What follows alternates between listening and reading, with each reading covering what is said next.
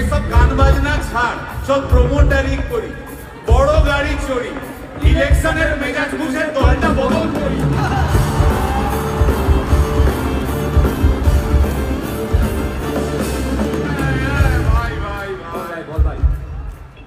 এই আমাদের দোষ।